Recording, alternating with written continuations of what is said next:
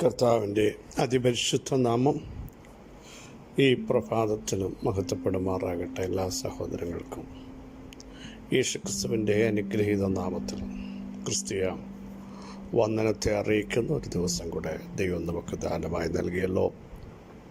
അവിടുത്തെ ദയയും കരുണയും വിശ്വസ്തതയും ഓർത്ത് നന്ദി നിറഞ്ഞ ഹൃദയത്തോടെ ദൈവത്തിന് മഹത്വം കരേറ്റാം. പുരാതനായ ദൈവം നമ്മുടെ സങ്കേതമാണ്. കീഴേ ശാശ്വതമായ ഒരു ഭുജമുണ്ട്. അതുകൊണ്ടാണ് വീഴുമെന്ന് നമ്മൾ ചിന്തിച്ചപ്പോഴും നിലം പരിചാകാതിരുന്നത്. കാരണം ആ ഭുജത്തിൽ നമ്മളെ വഹിച്ചു. അവിടുന്ന് തള്ളകളെ പതുക്കെ നടത്തുന്ന ദൈവമാണ്. കുഞ്ഞാടുകളെ ഭുജത്തിൽ എടുക്കുന്ന ദൈവമാണ്. മാത്രമല്ല, വാർദ്ധക്യം വരെ ഞാൻ അനന്യനായ ദൈവമാണ്. നരയ്ക്കോളം ഞാൻ നിന്നെ ചുമക്കാമെന്ന് എൻ്റെ ദൈവം മാത്രമേ പറഞ്ഞു. ദാവീദ് പ്രാർത്ഥിക്കുന്നൊരു പ്രാർത്ഥന അതുകൊണ്ട് ശ്രദ്ധേയമാണ്. പ്രിയ സഹോദരങ്ങളെ, വാർദ്ധക്യകാലത്ത് ദൈവമേ അങ്ങനെ തള്ളിക്കളയരുത്. അടുത്തത്, ബലം ക്ഷയിക്കുമ്പോൾ ഉപേക്ഷിക്കരുത്. ബലം ക്ഷയിക്കുമ്പോൾ ആരും കാണില്ല. സാമ്പത്തിക ബലം ക്ഷയിക്കുമ്പോൾ, അക്ഷരീയമായി നമ്മുടെ ബലം ക്ഷയിക്കുമ്പോൾ പലരും ഉപേക്ഷിച്ചു പോകും. പക്ഷേ അവിടെയും ഞാൻ ബാലനായിരുന്നു. ദാവീദ് പറയുന്നു 37-ാം സങ്കീർത്തനത്തിൽ. വൃദ്ധനായി തീർന്നു. അപ്പോൾ തൻ്റെ ബാല്യകാലം, യൗവനം, വാർദ്ധക്യം വന്നു. അതുവരെ ആയപ്പോൾ താൻ പറയുന്നു, ഞാൻ ബാലനായിരുന്നു, വൃദ്ധനായി തീർന്നു. ഞാൻ ഒത്തിരി കാര്യങ്ങൾ എൻ്റെ ഇത്രയും ജീവിതത്തിൻ്റെ ഇടയിൽ കണ്ടിട്ടുണ്ട്. രാജസിംഹാസനത്തിൽ ആളുകൾ കയറുന്നുണ്ട്, ഇറങ്ങുന്നത് കണ്ടിട്ടുണ്ട്, അരാജകത്വം കണ്ടിട്ടുണ്ട്, സമ്പന്നത കണ്ടിട്ടുണ്ട്, പ്രതിസന്ധികൾ ഒത്തിരി കണ്ടിട്ടുണ്ട്. പക്ഷേ എൻ്റെ ബാല്യം മുതൽ വാർദ്ധക്യം വരെ ഉള്ള ജീവിതത്തിൻ്റെ ഘട്ടങ്ങളിൽ എനിക്ക് കാണാൻ കഴിയാത്ത ഒരു കാര്യമുണ്ട്.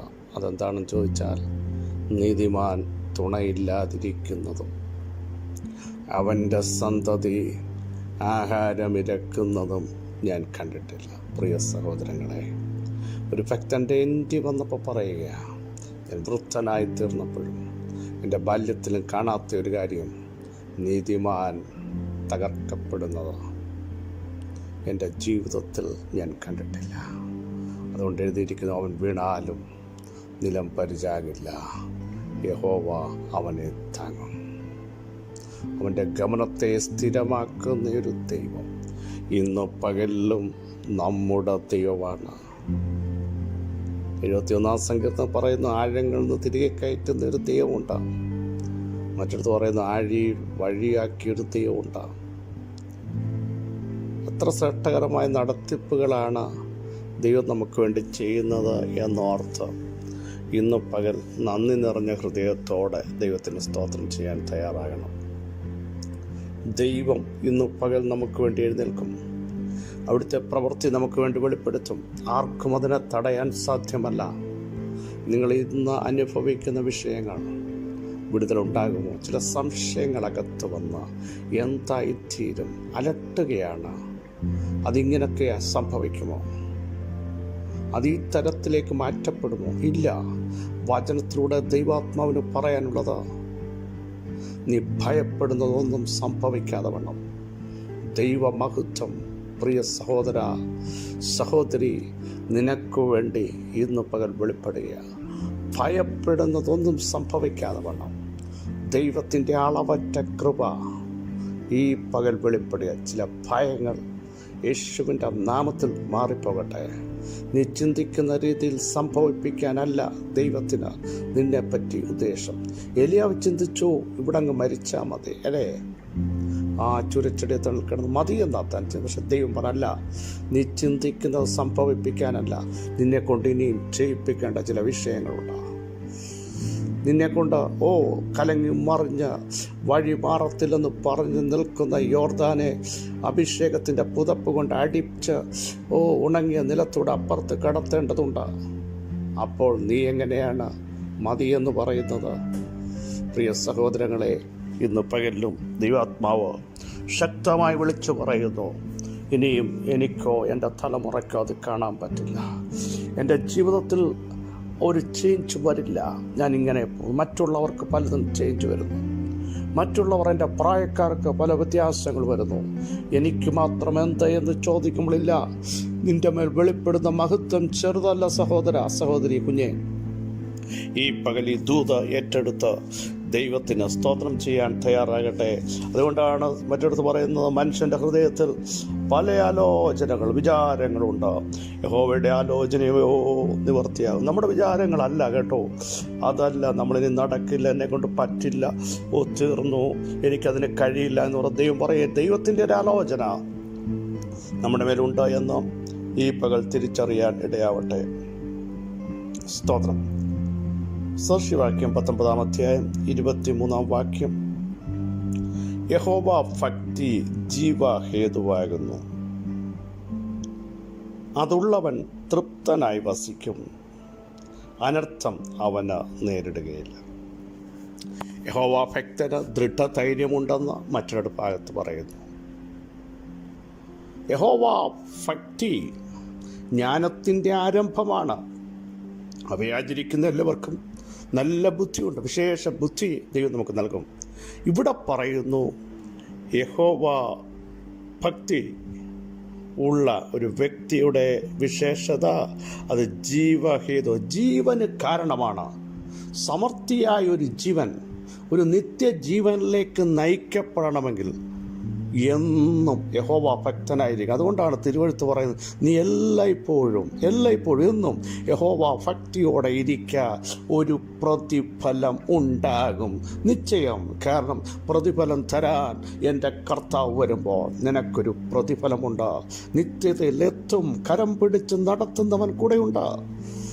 ഈ പകൽ യഹോവ ഭക്തി നമുക്കൊരു കൈമുതലായിരിക്കും. ഏത് സാഹചര്യം വന്നാലും യഹോവ ഭക്തനായ പുരുഷൻ ഇങ്ങനെ അനുഗ്രഹിക്കപ്പെടും എന്ന് മറ്റ് ഒരു സങ്കീർത്തനത്തിൽ എഴുതി വയ്ക്കും, നിങ്ങൾ വായിക്കുന്നുണ്ടോ?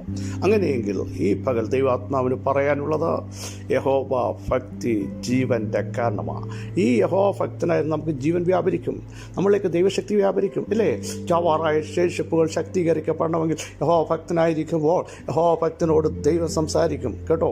അതുകൊണ്ടല്ലേ മലാക്കി പ്രവൃത്തി വായിക്കുന്നത്, യഹോവ ഭക്തന്മാർ തമ്മിൽ സംസാരിക്കുമ്പോൾ ശ്രദ്ധ വെച്ച് കേട്ട് അവർക്ക് മറുപടി കൊടുക്കുന്ന ഒരു ദൈവമാണ്. Praise God. ഭക്തന്മാർ പറഞ്ഞു, ഞങ്ങൾ തീരെ മുടിഞ്ഞു എന്നാണ് പറയുന്നത്.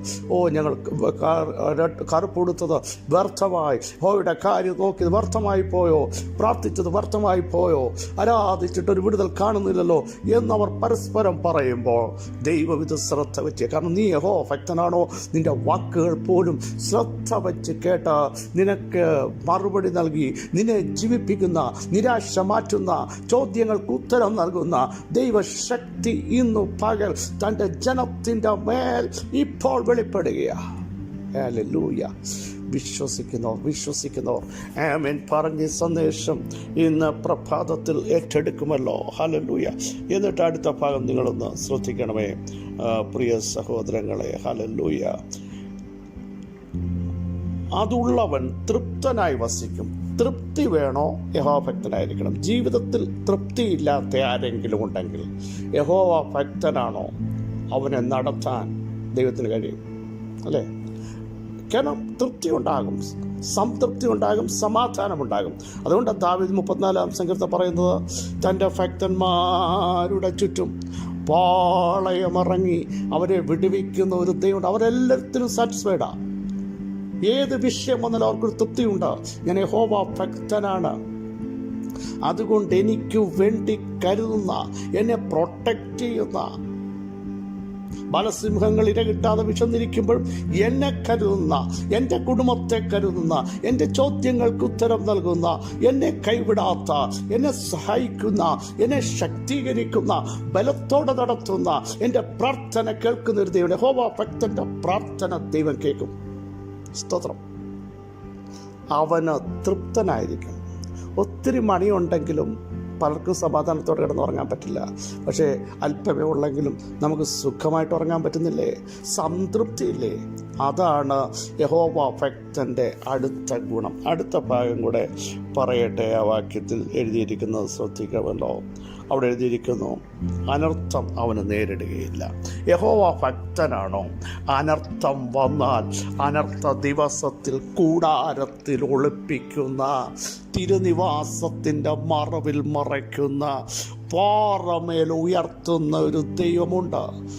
നീതിമാന്റെ അനർത്ഥങ്ങൾ അസംഖ്യമാകുന്നു, അവയെല്ലാറ്റിൽ നിന്നും അവനെ വിടും. അതിൻ്റെ അർത്ഥം എന്ത് ചോദിച്ചാൽ, അനർത്ഥം വരുമ്പോൾ യഹോവഭക്തൻ ഭയപ്പെട്ട് പുറകോട്ട് പോകില്ല. കാരണം അവനറിയാം, എൻ്റെ കരത്തിൽ പിടിച്ചവൻ കരുത്തനാണ്. അനർത്ഥം വരുമ്പോൾ എന്നെ ഇട്ടേച്ചു പോകുന്ന ഒരിടയനെ അല്ല ഞാൻ സേവിക്കാൻ ഇറങ്ങിയത്. കൂരിരുൾ വരുമ്പോഴും ദാവീദ് അതുകൊണ്ടാണ് പറയുന്നത്, കൂരിരുൾ താഴ്വരയിലൂടെ നടന്നാലും, എന്നുവെച്ചാൽ മരണത്തിൻ്റെ നിഴലിലൂടെ നടന്നാലും ഞാൻ ഭയപ്പെടത്തില്ല. കാരണം യഹോവ ഭക്തനായ ഞാൻ ഭയപ്പെടാത്തതിൻ്റെ കാരണം കർത്താവ് യഹോവയായ ദൈവം എൻ്റെ കൂടെ ഉണ്ട്. അവിടുന്ന് എന്നോട് കൂടെ ഇരിക്കുന്നുവല്ലോ. ആ ഒരു ധൈര്യം ഇന്ന് പകലുണ്ടെങ്കിൽ ഏതനർത്ഥം വന്നാലും ഭയപ്പെടാതെ മുൻപോട്ട് പോകാൻ അവിടുത്തെ ആത്മാവ് നിങ്ങളെ സഹായിക്കും. ചെയ്യേണ്ടത് എപ്പോഴും യഹോവഭക്തനായിരിക്കണം. അത് നിങ്ങളെ ജീവിപ്പിക്കും, അത് നിങ്ങളെ ശക്തീകരിക്കും, അത് നിങ്ങൾക്ക് ബലം കൽപ്പിക്കും. സർവശക്തനായ ദൈവമേ, സ്വർഗസ്ഥ പിതാവേ, ഇവിടെ വചനത്തിൻ്റെ ശക്തി യേശു ക്രിസ്തുവിൻ്റെ അധികാരമുള്ള നാമത്തിൽ ജനത്തിൻ്റെ മേൽ വെളിപ്പെട്ട് വരട്ടെ. ചോദ്യങ്ങൾക്ക് ഉത്തരമായി യഹോവ ഭക്തന്മാരുടെ ചോദ്യങ്ങൾ, വീട്ടിനകത്ത് പരസ്പരം ചോദിക്കുന്ന ചോദ്യങ്ങൾ എന്തായിത്തീരും, ഇനി എങ്ങനെയായിത്തീരും, അടുത്ത സ്റ്റെപ്പ് എന്താ?